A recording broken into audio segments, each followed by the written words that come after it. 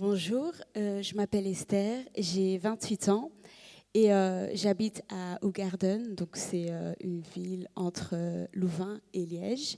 Je suis dans une église à Bruxelles qui s'appelle Christ Vainqueur et là je chante à la chorale, mais je suis aussi monitrice à l'école du dimanche.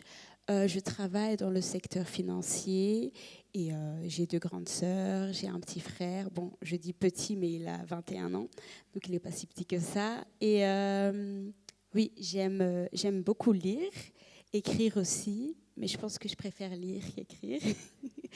Et oui, j'aime bien aussi passer du temps en famille, entre les amis, etc. Donc voilà, c'est un peu ce que je suis.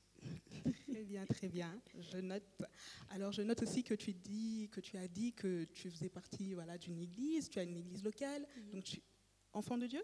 Oui, tout à fait. Ok, enfant de Dieu. Comment s'est passée ta rencontre avec Christ? Ok. Dis-nous un peu. Donc, je suis née et j'ai grandi en fait à l'église. Donc, pour moi, c'était normal d'aller tout le temps à l'église. Jusqu'à un jour, en fait, je pense que c'était vers l'âge de mes, je dirais oui, vers 16, 17 ans. En fait, je pense que j'ai vraiment réalisé que je devais aller à l'église parce que c'était un besoin, que j'allais plus parce que mes parents me disaient d'aller à l'église, mais juste parce que j'avais l'envie d'y aller et parce que je sentais que ma place était dans l'église. Du coup, donc quand j'ai eu ce sentiment, j'ai aussi eu la soif en fait de la parole. En fait, il y a des jours où je prenais juste la Bible et je lisais tout le livre de Matthieu, mais je faisais ça genre tous les jours en fait. Et quand je faisais des nuits blanches, je faisais pas des nuits blanches en regardant des séries ou quoi. Non, pour moi, c'était vraiment les évangiles. Je lisais le livre de Matthieu tout le temps. Et puis donc, j'ai compris qu'en fait, que Dieu voulait faire quelque chose de grand avec moi, mais mais je comprenais ça, mais je me disais, oui, enfin, moi, je suis qui pour que Dieu m'utilise? Enfin, je suis timide, réservée, je parle à personne, personne me calcule, pourquoi est-ce que Dieu va vouloir m'utiliser? Mais je continuais quand même à lire ma Bible. Et puis, en 2013, donc à mes 17 ans, je me suis baptisée. Et là, j'ai vraiment vu que ouais, Dieu voulait m'utiliser.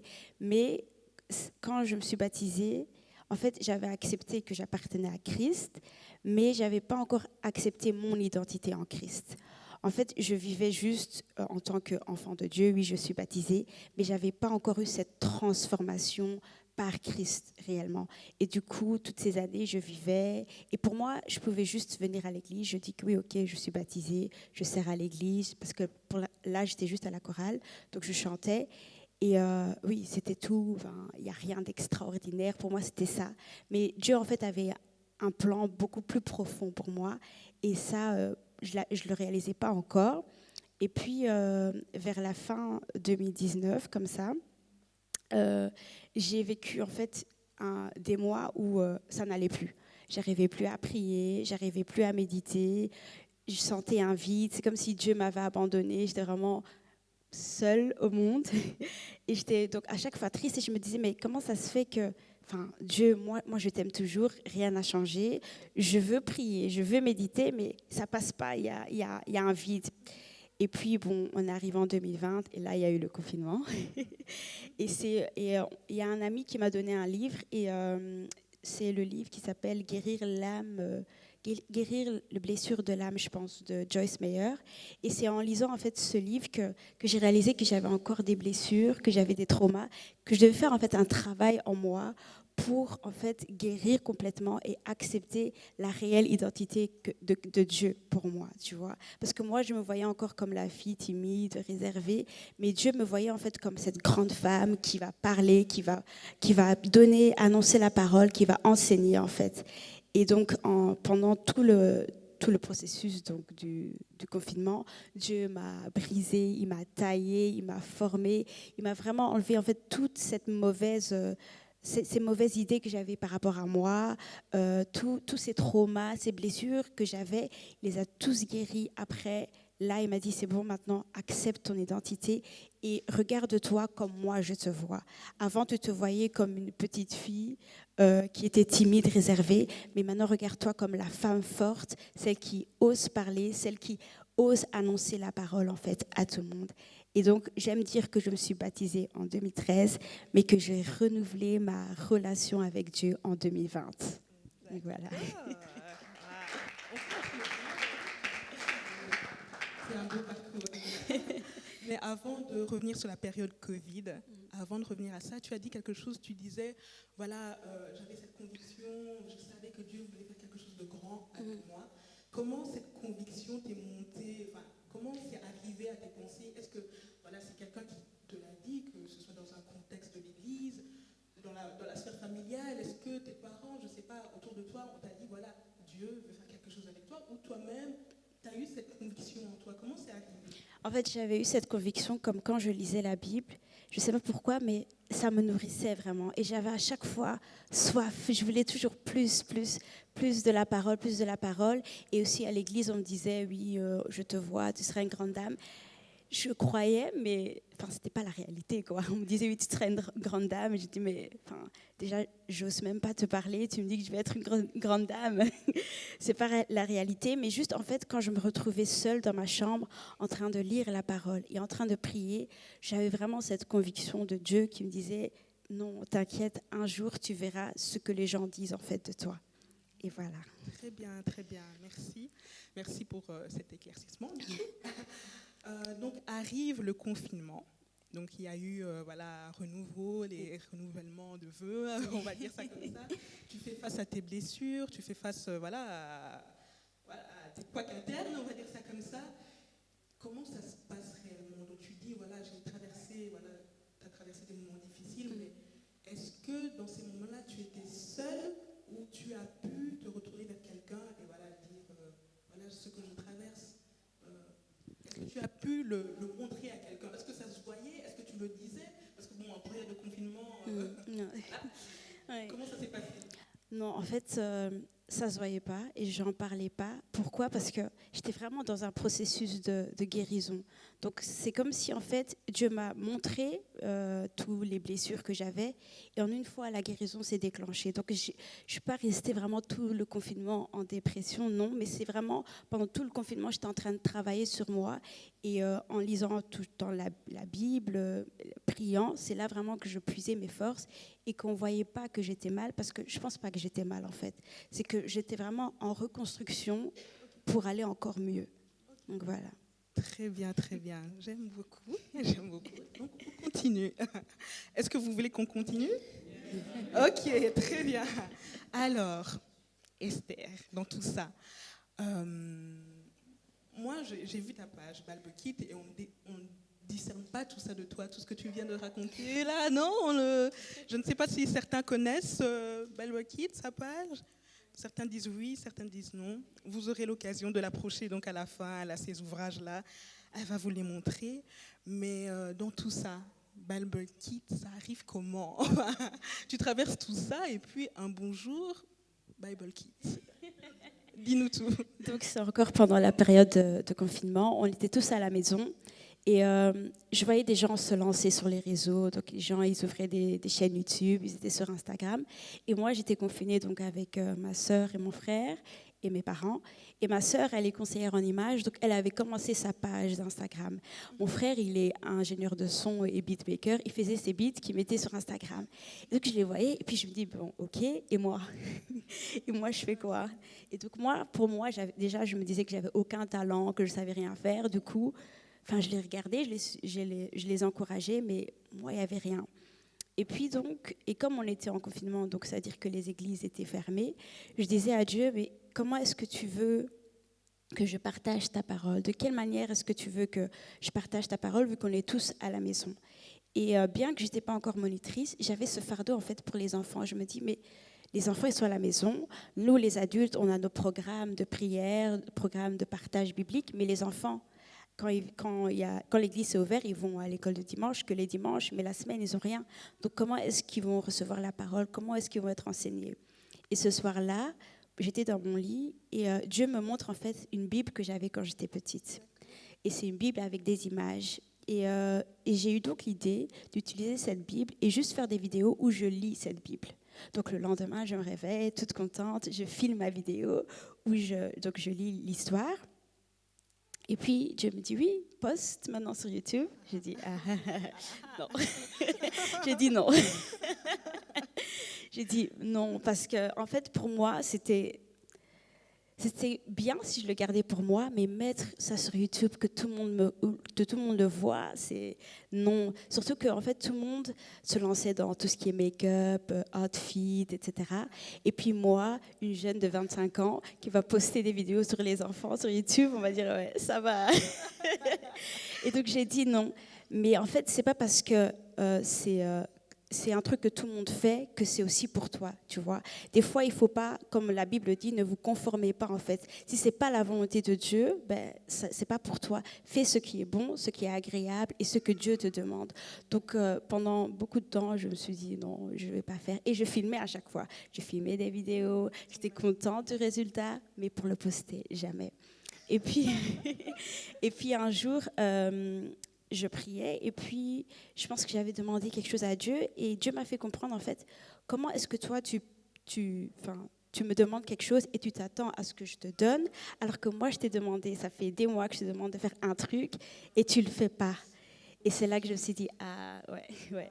Des fois, on est juste égoïste, on se dit, oui, Dieu, de toute façon, il va me donner, il va pourvoir et tout, mais on oublie que nous aussi, on a un travail à faire.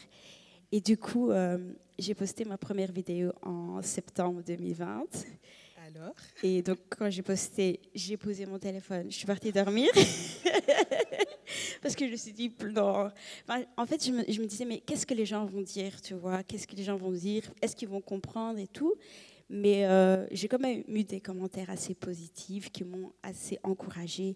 Et puis j'ai continué et j'ai continué. Et c'est là que j'ai vu en fait que quand on obéit à Dieu, ben, tout se fait très, très simple et très facilement. Parce qu'après l'obéissance, Dieu en fait m'a juste montré la mission, la vision qu'il avait pour Baby Kids. Moi qui pensais que ça allait juste être en fait prendre ma Bible et la lire, ben, c'est moi qui commence à écrire les histoires. C'est moi qui commence à écrire les vidéos. Et puis j'ai commencé à écrire un livre et puis on m'a invitée et puis je suis invitée ici, je parle devant les gens donc c'est oui, pour moi qui pensais que ça allait juste être un petit truc, mais en fait Dieu avait tout un truc et des fois il faut juste faire confiance en Dieu. Même si tu dis oui non, mais je pourrais pas parler devant 5 personnes. Mais Dieu sait en fait, il sait que non, je te fais passer par là parce que je sais que plus tard tu parleras devant 1000 personnes par exemple. Donc, voilà. Gloire à Dieu. Wow. Je vais résumer, enfin résumer c'est un grand mot, mais je vais dire une phrase, ça va peut-être te parler, enfin j'espère, et vous aussi, vu sur les réseaux. Je me suis dit que je pourrais faire quelque chose pour que les enfants entendent quand même la parole de Dieu pendant le confinement. Et c'est là que m'est venue l'idée de Bible Kids. Ça te dit quelque chose? C'est moi.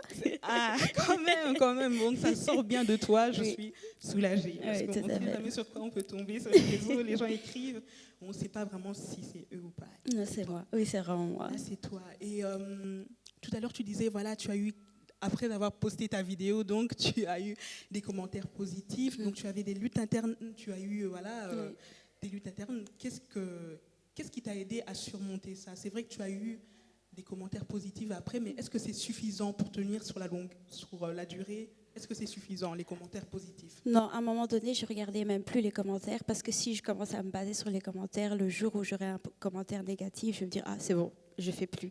Donc je me suis juste dit c'est Dieu qui m'a envoyé, c'est pas mon projet, mais c'est le projet de Dieu. Et tant que Dieu va me dire de continuer, je vais continuer. Et même si je suis fatiguée ou j'ai plus d'inspiration, je vais juste revenir à ma source qui est Dieu pour juste me ressourcer auprès de lui. Et je sais qu'il va me redonner des idées, des inspirations, voilà. Et aussi, je ne l'ai pas dit, mais pourquoi je voulais donc faire aussi Bible Kids sur YouTube, c'est parce que j'ai des neveux et ils passent tout leur temps sur YouTube. Mais ils regardent vraiment des vidéos, je me dis, mais c'est quoi ça? C'est quoi ça? Et donc, j'ai vraiment voulu être là où les enfants sont, donc sur YouTube. Tu mets juste une vidéo Bible Kids et ils reçoivent la parole, en fait. Comme le verset de base de Bible Kids, c'est « Instruis l'enfant dès son jeune âge selon la voie qu'il doit suivre. Et quand il grandira, il ne va pas s'en éloigner. » Et c'est vraiment juste semer une petite graine et avoir la foi que cette graine, elle va produire du fruit quand ils vont grandir. Voilà. Et je ne sais pas si je peux Oui, bien expliquer. sûr. Oui. Je vais juste expliquer aussi le nom Bible Kids parce que Je vais y venir. donc en fait Bible Kids ça vient de deux mots, Bible en anglais qui veut dire Bible et Kids c'est kitara, c'est en fait un instrument de corde. Et ça fait référence à l'histoire de David quand il jouait à la harpe et que le roi Saül était en fait tourmenté par le mauvais esprit. Mais qu'à chaque fois que David jouait à la harpe, le mauvais esprit se retirait de lui et Saül était apaisé et il était à l'aise. Et en fait, au travers de Bible Kids, j'aimerais que toutes les personnes qui tombent sur mes vidéos ou sur mes posts ou sur un de mes livres, qu'ils puissent recevoir la paix de Christ, que s'il passait par des moments difficiles, que Dieu puisse lui donner l'amour, la joie, la paix, mais que s'il était tourmenté, qu'il puisse en fait recevoir Christ. Et c'est ça que j'aimerais transmettre au travers de Bible Kids. Et dans tout ce désir de transmission, quand tu as vu que, par exemple, tes neveux, ils n'avaient plus accès à la parole de Dieu voilà, pendant le confinement, alors que toutes les autres tranches d'âge avaient encore accès, est-ce que pour toi, ça a été une souffrance, ça a été de la tristesse c'était quoi le sentiment que tu éprouvais à ce moment-là?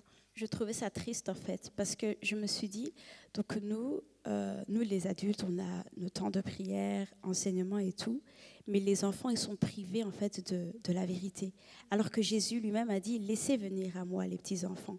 Et quand il donnait ses enseignements, on voyait que ses disciples en fait, ils éloignaient les enfants, mais Jésus disait non, laissez les enfants venir. Et donc si Jésus faisait attention à ce que les enfants reçoivent l'enseignement, ça veut dire que nous aussi, de notre part, on doit faire quelque chose pour que les enfants puissent recevoir l'enseignement. Et donc, le fait qu'on les ait tous bloqués, ça me dérangeait. Je me dis non, il faut qu'on fasse quelque chose, quoi. Ok, très bien. Alors, j'ai bien aimé la signification de Bible Kid parce que je ne m'attendais pas du tout à ça. Quand j'ai fait mes recherches, parce que j'aime bien faire des recherches, en tombant sur le mot kit qui existe dans l'anglais ancien, ça veut dire ami et famille. Donc je me suis dit, oh purée, dans l'exercice de transmission, dans le devoir de transmission, elle atterrit vraiment dans les familles comme voilà, un lien entre les parents, les enfants, un socle. Je me disais, ah, peut-être c'est pas... En fait, rien à voir. Je me suis fait toutes des idées, rien à voir. C'est bien, c'est bien. Mais ça n'a rien à voir. Au moins, tu as fait tes recherches, c'est Au déjà moins, bien. j'ai fait mes recherches, voilà. Mais je continue dans mes recherches. Ta première plateforme, c'était donc YouTube, c'est ça? Oui, c'était YouTube et Instagram. Donc d'abord YouTube et puis Instagram, ou les deux Les deux en même temps, je Ok, pense, ouais. d'accord, très bien. Alors, par rapport à ça, quelques petites recherches. Je viens avec des chiffres maintenant. Donc, tu t'es lancée en période de confinement. Et j'aimerais quand même venir avec des chiffres pour qu'on puisse savoir dans quel contexte sociétal et numérique tu t'es lancée quand même. Alors, à ce moment-là, enfin, je vais prendre les chiffres de 2023 parce que voilà, c'est 2020, voilà. Mais en 2023, sur YouTube, il y avait 66,6% de Belges d'au moins 12 ans sur YouTube, à savoir 6 703 053 Belges d'au moins 12 ans. Ouais. À quelle catégorie ou à quelle tranche d'âge s'adresse ta plateforme? En fait, je ne sais pas, parce que je dis toujours les enfants à partir de 3 jusqu'à... Okay. Mais des fois, j'ai aussi des adultes qui regardent mes vidéos. Ouais. J'ai aussi des papis, des mamies. C'est ça. Du coup, en fait, je pense que je dis à chaque fois, oui, c'est pour les petits et les grands. Et pour les petits et les grands, j'ai moi-même ton ouvrage. Et je suis tombée sur le portrait de Rahab. Et je me suis dit, mais comment expliquer qui était Rahab à des petits? Ouais. Comment tu vas expliquer que c'est une prostituée? Quel mot utiliser? Enfin, je n'ai pas d'enfant, mais je me suis dit, voilà, si un jour un enfant me pose la question, si j'ai envie d'en parler avec un enfant, comment je vais lui présenter ça? Et c'était d'une simplicité. J'ai trouvé ça très simple, des mots. Enfin, voilà, j'ai pris des espions, je les ai cachés. C'était très simple. Et moi, je me disais, oh là là, comment je vais expliquer à un enfant? Qu'est-ce que c'est une prostituée? Oh là là. Mais je vous conseille vraiment, vous qui êtes parents, même pas parents, allez vers Esther qui va vous présenter son ouvrage et ayez-le avec vous. Ok, alors, petit mot pour la fin, on va atterrir quand même tout doucement, on va atterrir pour les parents. Est-ce que tu as des parents qui t'approchent?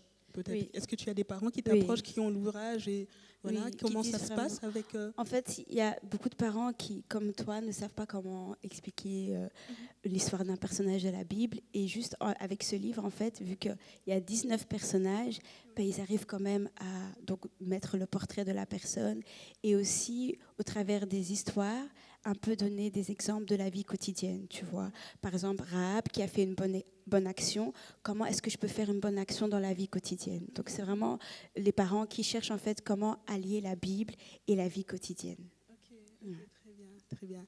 Et au travers de tes livres, de tes ateliers, maintenant, j'ai vu que tu Oui, fais. oui. Quelles sont peut-être les valeurs que tu prônes ou quelle est la valeur que tu veux vraiment transmettre à ces enfants, aux parents, voilà, qui t'approchent? Quelles sont les valeurs?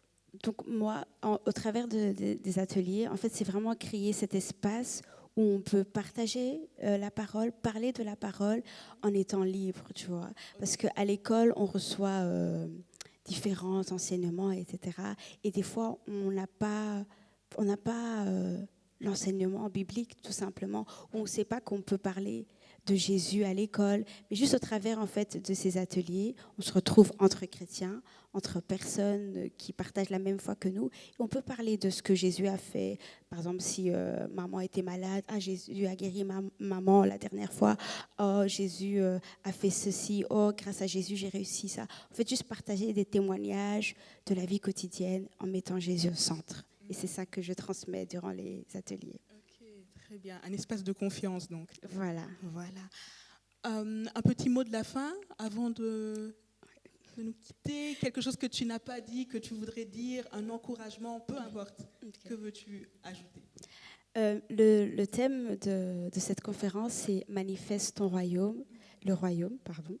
Et pour moi, manifester le royaume, c'est vraiment mettre le don que Dieu a mis en toi en œuvre pour les autres. Donc vraiment être utile parce que Dieu a mis des choses en toi et au travers de tes dons, tu peux en fait aider d'autres personnes qui, eux, vont aussi connaître Dieu et qui vont grandir aussi pour eux aussi connaître leurs dons, qui vont aussi mettre leurs dons en œuvre pour Dieu. Donc c'est vraiment un cycle de toi, tu transmets, ils transmettent pour que tous en fait reviennent à Dieu et que le royaume de Dieu se manifeste. Donc j'aimerais aussi encourager une personne qui comme moi, doutait, qui, comme moi, avait peur, qui, comme moi, se posait plein de questions. J'aimerais juste t'encourager. Des fois, en fait, il faut juste lâcher prise. Tu lâches prise et tu dis, Seigneur, c'est bon, je me remets à toi. Fais ce que tu dois faire. Si aujourd'hui, tu me demandes d'aller parler dans la rue, si c'est parce que c'est toi qui m'as envoyé, je vais le faire. Même si les gens vont se moquer de moi ou même je regarde pas ce que les gens me disent, mais je fais juste ce que tu me demandes de faire. Et je sais que c'est pas si toi tu m'as envoyé, les choses vont bien se passer. Voilà.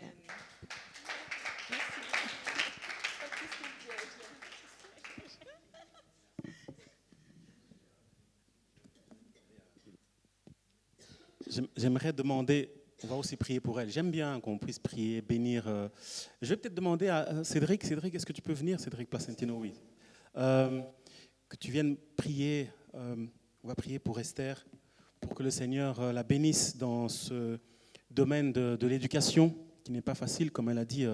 Là, on veut donner dans notre éducation à nos enfants la Bible, la parole de Dieu. Et on va la bénir. Je vais demander à Cédric de prier pour elle. Et là où vous êtes, vous allez aussi tendre vos mains et on va vraiment la bénir. Donc,